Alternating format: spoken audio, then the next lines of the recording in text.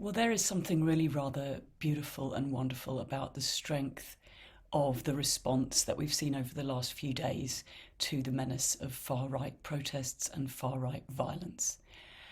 I think there are a couple of things that do need saying about it, though. And the first one is that it really shows how broken our democracy is when you can have, a tiny handful of protesters or far right activists agitating and this huge peaceful counter demonstration, and yet still our politicians seem to feel like they have to pander to the concerns and the interests of that tiny and utterly misguided number of far right extremists. And I include Keir Starmer in that, all this flag waving, all this wanging on about what he's going to do to stop small boats. The truth is that that does not reflect what the vast majority of people across the UK care about or want to see addressed. And yet we have a democracy where what the vast majority of people want isn't what gets looked at first. The vast majority of people across the UK care about things like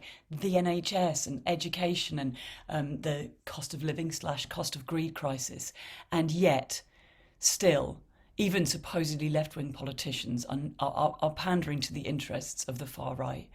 And it's the structure of our democracy as well as the media interference in our democracy that are behind that.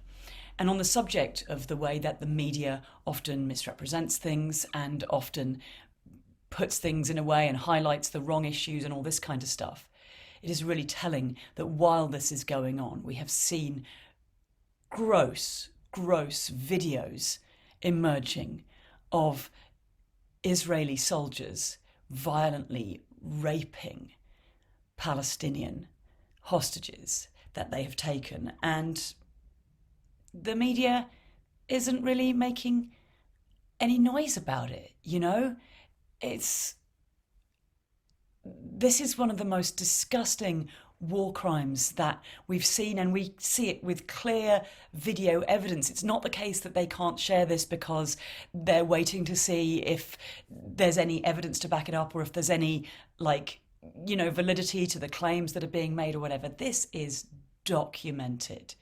And we're still not seeing it. Meanwhile, the UK ambassador to Japan is refusing to attend the peace ceremony at Nagasaki because Israel hasn't been invited. As if you could invite Israel to a peace ceremony at this point in time. We have to look at why the media refuses to allow our democracy to function in the way that it should.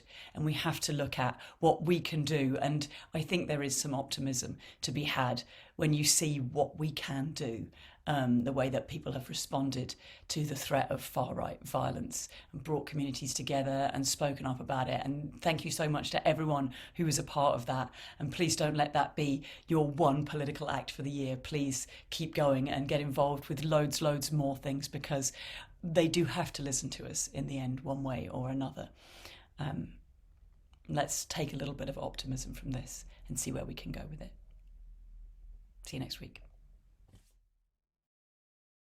Increasingly, the mainstream media is terrible at informing the public of what is really going on.